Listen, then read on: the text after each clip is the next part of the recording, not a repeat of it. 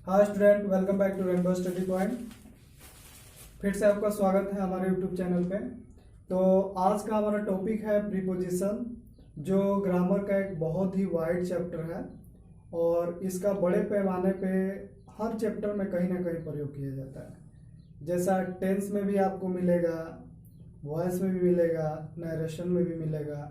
इसके अलावा जितने भी हम लोग एग्ज़ाम्स देते हैं, चाहे वो बोर्ड एग्ज़ाम हो, कॉम्पिटिटिव एग्ज़ाम हो, सब में कहीं ना कहीं आपको इसका संपर्क होता रहता है। तो चलिए सबसे पहले हम प्रीपोजिशन को डिफाइन कर लेते हैं कि प्रीपोजिशन होता क्या है। तो जैसा ऑलरेडी प्रीपोजिशन को हम डिफाइन करके लिखे हुए हैं, तो preposition is a word placed before a noun और pronoun to show it relation to some other word in a sentence. यानी प्रीपोजिशन एक शब्द है जो किसी नाउन और प्रोनाउन के पहले आकर उस नाउन और प्रोनाउन का संबंध वाक्य के अन्य शब्दों के साथ बताता है। ये संबंध बताता है, इसलिए इसको एक और नाम से हम जानते हैं, रिलेटिंग वर्ड के नाम से भी जानते हैं। यानी preposition is also known as relating word. ठीक है, तो आइए हम इसको एग्जाम्पल्स के माध्यम से समझते हैं। ठीक है, कि ये कैसे शब्दों को रिलेट करने का काम कर रहा है। ठीक है, तो हमारा पहला एग्जाम्पल है, there is a book on the table. यहां जो हम देख रहे हैं ऑन, यहाँ पे दो वर्ड टेबल और बुक, इन दोनों को क्या कर रहा है, रिलेट कर रहा है। तो ये जो ऑन है इन दोनों वर्ड को रिलेट कर रहा है, देयरफॉर ऑन क्या हो जाएगा, प्रीपोजिशन। दूसरा सेंटेंस है हमारा, ही वॉक्स अलोंग द रोड। वह सड़क की दिशा में टहलता है। तो यहाँ पे जो वर्ड है आपका अलोंग, वो रोड और इस वॉक, इन दोनों को रिलेट करने का काम कर रहा है, देयरफॉर अलोंग प्रीपोजिशन है। नेक्स्ट आप देखिए,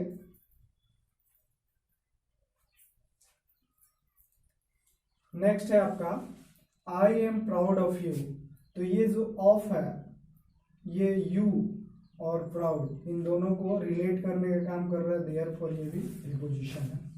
next, she lives across NH28। वह NH28 के उस पार रहती है। ये जो अक्रॉस है, इन दोनों वर्ड को रिलेट करने का काम कर रहा है, देयरफॉर ये भी प्रीपोजिशन। ठीक है, आइए देखते हैं, there are 4 kinds of prepositions on the basis of function. यानी फंक्शंस के आधार पे प्रीपोजिशन के 4 प्रकार होते हैं। पहला आपका है प्रीपोजिशन ऑफ डायरेक्शन, यानी दिक्सूचक संबंध बोधक अव्यय। ये आपका दूसरा है प्रीपोजिशन ऑफ प्लेस, तीसरा प्रीपोजिशन ऑफ टाइम, और चौथा आपका हो गया अदर प्रीपोजिशन। तो चलिए सबके बारे में हम बारी बारी से बात करते हैं। तो पहला हमारा है प्रीपोजिशन ऑफ टाइम। चलिए, हमारा पहला काइंड है प्रीपोजिशन ऑफ डायरेक्शन। यानी वैसे प्रीपोजिशंस जो डायरेक्शंस को डिनोट करते हैं उसको हम लोग प्रीपोजिशन ऑफ डायरेक्शंस बोलते हैं। ये जितने भी प्रीपोजिशंस हम लिखे हुए हैं ये सब डायरेक्शंस को डिनोट करते हैं। तो जैसे पहला है आपका अगेंस्ट। तो एक ही प्रीपोजिशंस कई सेंस में यूज होते हैं। जैसे फर्स्ट है इसका के विरुद्ध, सेकंड के विपरीत, थर्ड है से लगा या सटकर। ठीक है, तो आइए हम एक एक बात करके सबको देखते हैं। तो जैसे पहला आपका के विरुद्ध, this is against the law. यह कानून के विरुद्ध है। यानी कानून की तरफ हम इशारा करते हुए, दिशा को डिनोट करते हुए हम बता रहे हैं। तो यहाँ पे इस अगेंस्ट का मतलब हो के विरुद्ध, के विपरीत।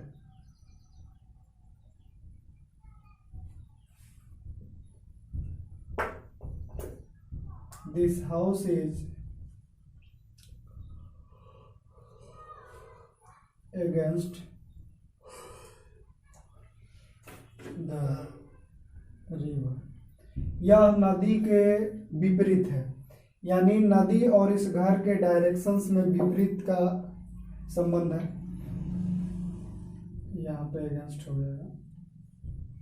थर्ड है से लगा हुआ या सटकर। There is a ladder against the wall, यानी दीवार से सटकर या लगकर एक सीढ़ी है यहाँ पे। दूसरा है आपका एक्रॉस। एक्रॉस का भी कई सेंस में यूज होता है। फर्स्ट है आपका उस पार, तो he lives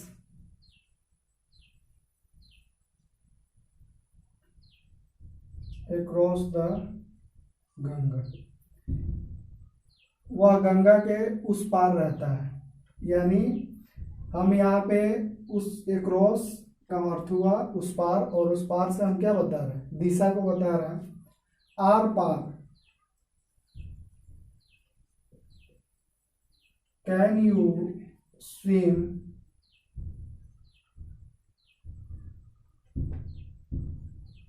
across the river, क्या आप नदी को आर पार तैर सकते हो। अगला आपका दोनों तरफ, देयर आर ट्रीज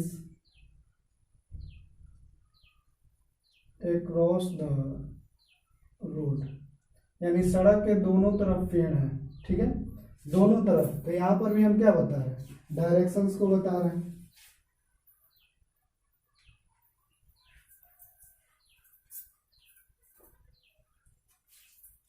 अगला आपका एलोंग। एलोंग मीन्स होता है इन द सेम डायरेक्शन सब, उसी दिशा में, और इसका प्रयोग कैनाल, रिवर, रोड इस सब के साथ होता है। देखेंगे, ही वॉक्स along द रोड, यानी वह सड़क के अनुदिश टहलता है, यानी जैसे जैसे सड़क है वैसे वैसे। ठीक है, नेक्स्ट देखिए आपका टू टूवर्ड्स। दोनों का यूज नेम ऑफ प्लेस के पहले होता है, बट दोनों में थोड़ा सा डिफरेंस है। टू का प्रयोग डेस्टिनेशन बताने के लिए होता है, बट टूवर्ड्स का प्रयोग होता है के उसी दिशा में। ठीक है, जैसे he is going to Patna, वह पटना जा रहा है, यानी उसका डेस्टिनेशन क्या है, मंजिल क्या है, पटना है, तो यहाँ पे टू का प्रयोग होगा। अब ये बताया जाए कि वो पटना के दिशा में जा रहा है, तो यहाँ पे हम इसको ऐसे कहेंगे, ही इज गोइंग टुवर्ड्स पटना। मतलब यहाँ पे पटना उसका डेस्टिनेशन नहीं हुआ, यहाँ पे पटना उसका बस एक डायरेक्शन हुआ कि वो पटना की दिशा में जा रहा है, टुवर्ड्स की तरफ। यहाँ पे देखिए आपका टू फॉर, तो यहाँ भी टू का मतलब यही होता है डेस्टिनेशन बताने के लिए। एक वर्ड आता है आपका होम, इसके पहले हम लोग टू का प्रयोग नहीं करते हैं। ठीक है, जब आपका डेस्टिनेशन होम हो तो वहां पे टू का प्रयोग नहीं होता, लेकिन जब इस होम के पहले कोई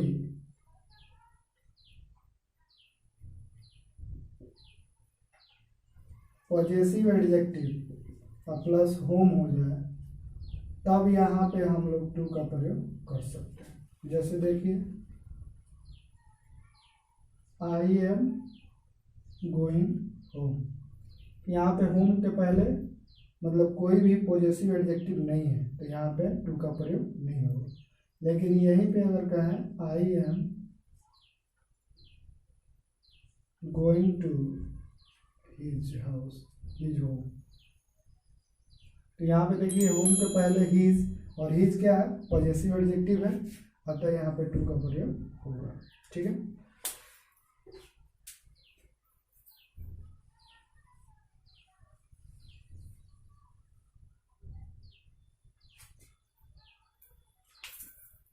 फॉर का देखिए,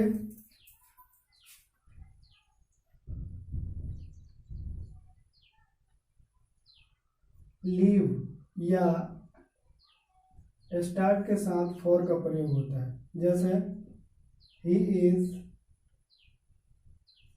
living for Patna.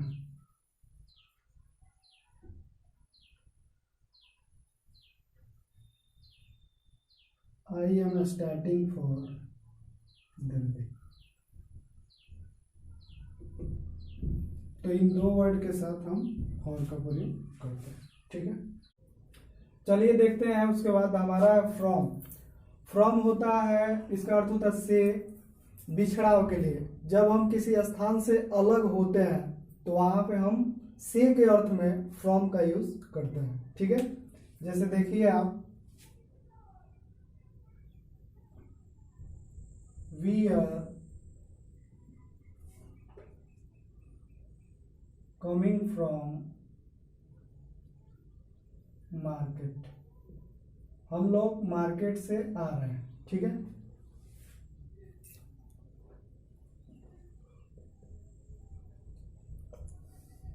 The children are coming from school। बच्चे विद्यालय से आ रहे हैं। तो यहाँ से इसका अर्थ हुआ से, और किस सेंस में, अलग होने के अर्थ में, ठीक है। अगला हमारा एट, एट ऑन। तो एट देखिए, सॉरी यहाँ थोड़ा सा डायग्राम गलत हो गया।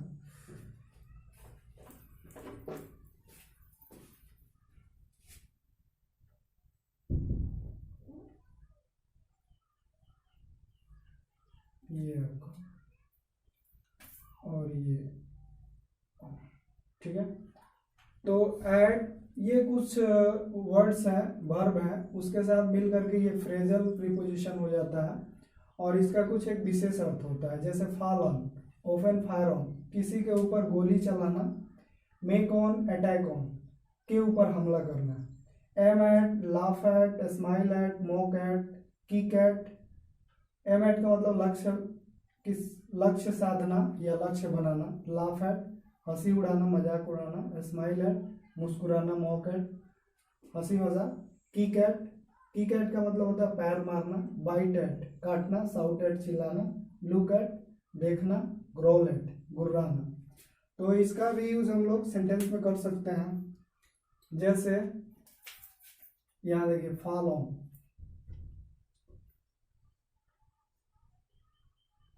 ही फेल ऑन राम, यानी ये V2 है। ही फेल ऑन राम, यानी उसने राम के ऊपर गोली चलाई, ठीक है। चलिए देखते हैं, यहाँ मेक ऑन या अटैक ऑन, दोनों का अर्थ होता है के ऊपर हमला करना, ठीक है। तो जैसे यहाँ देखते हैं, रामन अटैक्ड ऑन रमेश, यानी रामन रमेश के ऊपर हमला किया, ठीक है।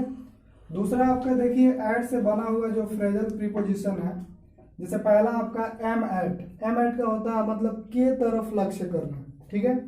जैसे I aimed at buying a watch, यानी हमने एक घड़ी खरीदने की लक्ष्य बनाई। Laugh at, don't laugh at the poor, यानी गरीबों के ऊपर मत हंसो, ठीक है। ऐसे ही हम इन सबका बना सकते हैं। अगला हमारा है इनटू। इनटू का अर्थ होता है में, बट जब स्थान परिवर्तन हो तब इसका यूज हम लोग करते हैं। जैसे देखिए, सी फेल इनटू द वेल, यानी वह कुएं में गिर गए, यानी बाहर से अंदर। दूसरा आपका है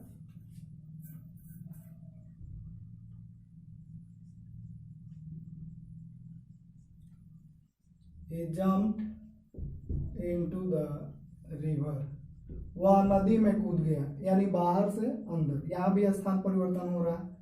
लास्ट है आपका अप एंड डाउन। तो अप का अर्थ होता है ऊपर और डाउन का अर्थ होता है नीचे, ठीक है। तो देखिए,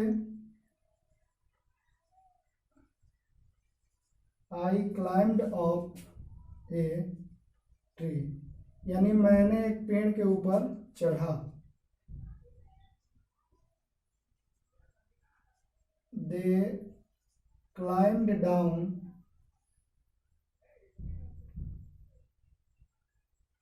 ए ट्री। वे लोग एक पेड़ से नीचे उतरे। तो यहाँ पे आपका ऑफ का अर्थ हुआ ऊपर और यहाँ पर अर्थ हुआ डाउन। ठीक है, तो इस तरह से आपका प्रीपोजिशन ऑफ डायरेक्टर